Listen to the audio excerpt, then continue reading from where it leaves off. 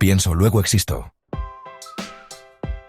13 años después de que Descartes muriera, sus obras fueron incluidas por el Vaticano en el índice de libros prohibidos por el Papa. Muerto y sepultado en el lejano reino de Suecia, cada día se hacía más peligroso. Todavía le temen los santurrones, los escolásticos y los clérigos. Todavía lo siguen odiando todos los que tratan de suplantar la ardiente llama del conocimiento real por la fría luz de los dogmas abstractos y la naturaleza viva por los esquemas especulativos.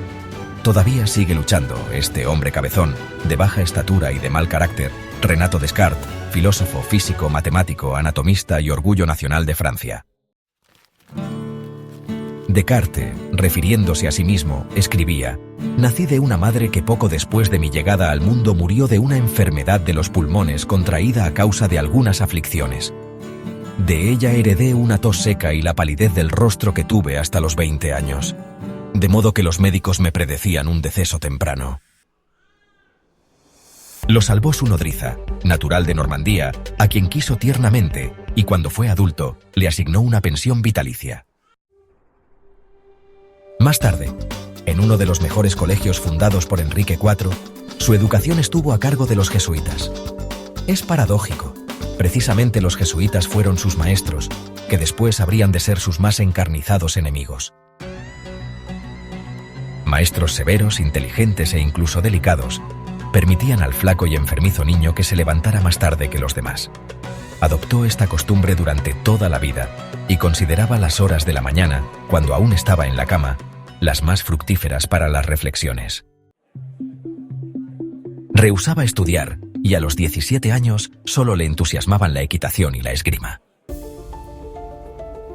Poco después, llegó a París acompañado de su ayuda de cámara y un lacayo. Comienzan las farras, las borracheras, las cartas. Tenemos ante nosotros el retrato de un noblecillo frívolo y distraído, del cual era categóricamente imposible sospechar que sería uno de los hombres más perspicaces en la historia de la humanidad. De pronto, a hurtadillas de los parientes y los compañeros de farra, alquila una casita en Saint-Germain, suburbio de París, donde se encierra y empieza a estudiar matemáticas. Diríase que se condenó a 2 años de trabajos forzados en las matemáticas. 2 años más tarde, de la misma manera inexplicable y sorpresiva, viste el uniforme de voluntario holandés y empieza su recorrido por Europa, de país en país, de ejército en ejército. El arte militar no le interesa en absoluto, siempre se las ingenia para quedarse en la retaguardia, en los cuarteles de invierno, lejos del tiroteo.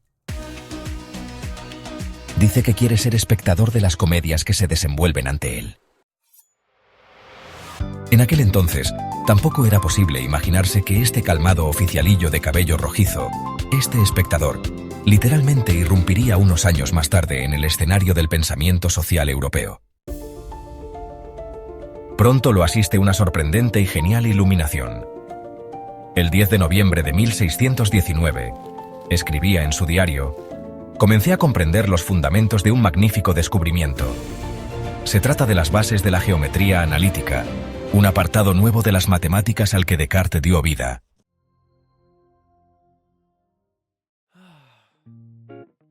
Como persona era desagradable, caprichoso, envidioso.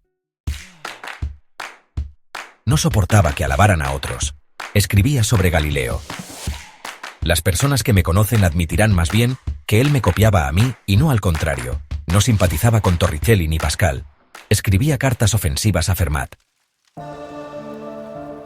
Si mencionaba los trabajos de otros científicos, nunca hacía alusiones a ellos. Parecía reconocer solamente a Harvey. Es verdad que a Huygens predijera un futuro brillante, pero esto no cuenta porque lo hizo en una carta privada. Gozaba cuando le llamaban el único Arquímedes de nuestro siglo, el Atlas del universo, el poderoso Hércules. Pero con frecuencia dudaba en secreto de sus fuerzas, de su vocación. Después de largos viajes, permanece un tiempo en París y luego se dirige a Holanda, donde vive durante 20 años, de manera muy inquieta, cambiando 15 veces de dirección. Allí escribe sus famosos libros: Discurso del método, Meditaciones metafísicas sobre la primera filosofía Principios filosóficos, libros que determinaron para muchos años las vías de desarrollo de la ciencia que se abría paso entre la oscuridad del medievo. En Holanda realiza sus investigaciones anatómicas, estudia la formación del embrión, descubre el mecanismo del reflejo incondicionado, pasando con facilidad de la medicina a la astronomía y de la astronomía a la óptica. Estando allí, le llegan las alarmantes noticias de cómo son recibidos sus trabajos en su patria. Teme a los jesuitas, se asusta de cada censura suya, se alegra de las raras y desdeñosas alabanzas. Se acuerda del destino de Galileo y lo teme. A veces lisonjea de manera desenfrenada y fea. Escribe, sabiendo que sus líneas las leerá la reina Cristina de Suecia. Las personas de alta prosapia no necesitan llegar a la edad madura para superar con sus conocimientos y virtudes a las demás personas. La reina, muy joven, caprichosa y excesivamente mimada, se creyó protectora de las ciencias y quiso persuadir a toda costa a Descartes para que se trasladara a Estocolmo. Le escribía cartas, trataba de convencerlo, incluso mandó un barco por él. Esto halagó a Descartes y se fue para Estocolmo. Es un país ajeno y gente ajena le rodea, y esta joven caprichosa, que lo hacía levantar a las 5 de la mañana para que le enseñara la filosofía, pese a que a él tanto le gustaba permanecer en la cama hasta mediodía. Hacía un frío terrible, y el viento atravesaba la carroza cuando al amanecer se dirigía al palacio. Al principio pensó que se trataba de un ligero resfriado, pero resultó que era pulmonía.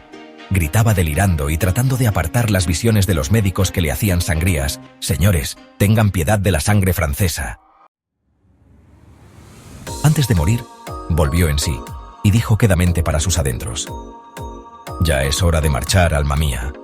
Esto ocurrió el 11 de febrero de 1650. Poco le faltaba para cumplir 54 años.